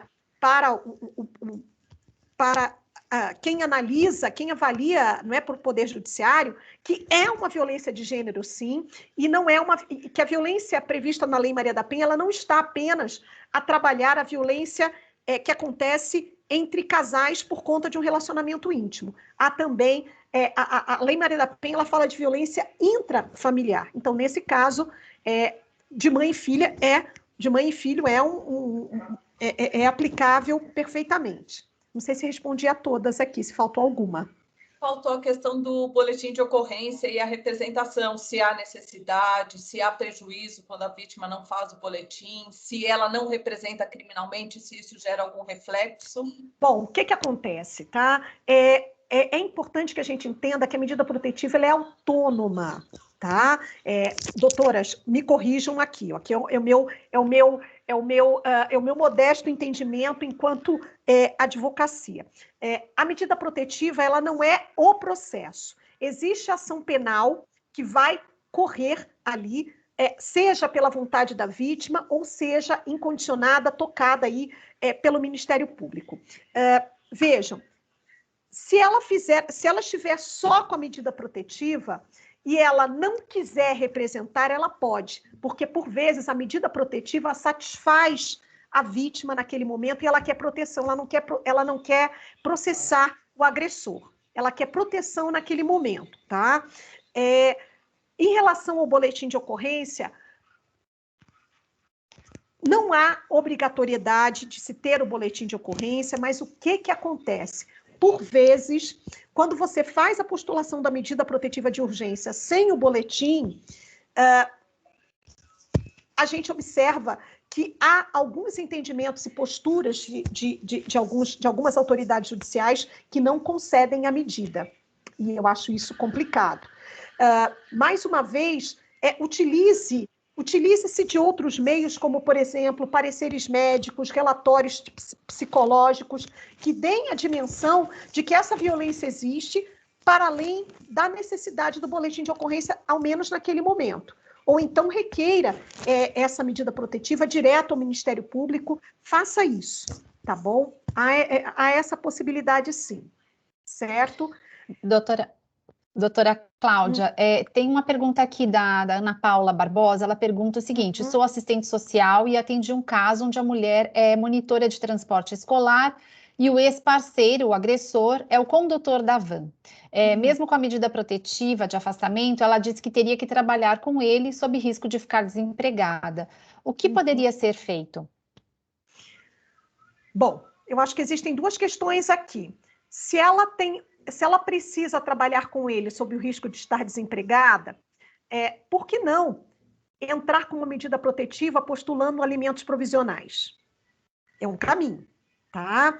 E se ela trabalha com ele e for registrada, aí eu acho que é importantíssimo também pensar na medida protetiva, onde há também a possibilidade de se pedir o afastamento do trabalho sem prejuízo aí do salário da vítima, tá? Ou se essa vítima precisa trabalhar com ele e ela, por exemplo, tiver registro em carteira profissional, se ela tiver algum prejuízo na sua saúde que a impeça de estar nesse ambiente de trabalho por período superior a 30 dias, a 15 ou 30 dias, ela pode buscar, ela pode se afastar e também pedir um benefício previdenciário, que seria um benefício por incapacidade, um benefício de auxílio-doença, por exemplo, onde ela estaria afastada e recebendo. Então, eu acho que a gente também precisa pensar nessas outras dimensões de medidas protetivas que atuam também, são medidas outras que podem ser pedidas pelas vítimas, por exemplo, vítimas que são trabalhadoras, como afastamento do local de trabalho, como afastamento, mudança de posto de trabalho, né, mudança de função, porque existem lesões que decorrem dessas violências que são capazes de afastar essas vítimas por período até 6 meses ou até mais, né? Existem lesões aí que causam, por exemplo, incapacitação que geram aposentadoria por invalidez. Tá? Eu aqui estou falando nesse caráter híbrido, na qualidade de advogada, que também atua na esfera previdenciarista e acidentarista. O quanto essa violência ela tem o caráter de influenciar, de impactar as mulheres no ambiente do trabalho, a ponto dessas mulheres estarem mais expostas, por exemplo, por toda a perturbação psicológica dessa violência, elas estão mais expostas, por exemplo, a acidentes de trabalho. E aí você não sabe onde começou um e terminou o outro. Vamos fazer só uma última pergunta aqui, doutora Cláudia. É o seguinte, a pergunta é da Marcele Carolina. Ela pergunta, referente às audiências de conciliação e mediação, de acordo com a Lei 13.140 e a Resolução número 125/2010. Destaca-se o princípio da independência e autonomia. Esse princípio proporciona que as partes tomem decisões sem interferências exteriores. Sendo assim, a parte que não se sentirá à vontade pode negar participação na audiência. Não seria este princípio indiretamente uma segurança para a parte que possui medidas protetivas, o qual poderia assegurar e garantir a realização da audiência?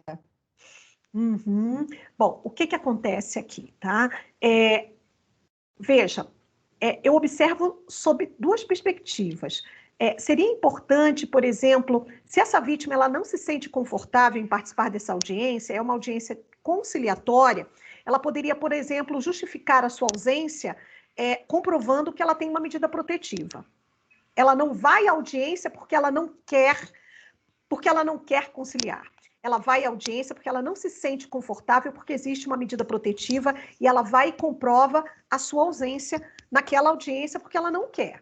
Tá? Eu acho que é uma questão de segurança, sim. Eu acho que é importante, e o seu comentário, ele tem muita relevância, sim. Então, eu acho que o que a gente não pode, pensando aí no princípio da conciliação, é obrigar partes que se encontram em contexto de violência doméstica a estarem ali presentes, uma à frente da outra, para conciliar, se aquele momento elas não estão prontas para fazer isso. Tá? Até porque o resultado daquela conciliação, de acordo com a vítima, ela pode alegar, como o que acontece, que ela não estava confortável, não estava segura para decidir isso daquela maneira, porque ela estava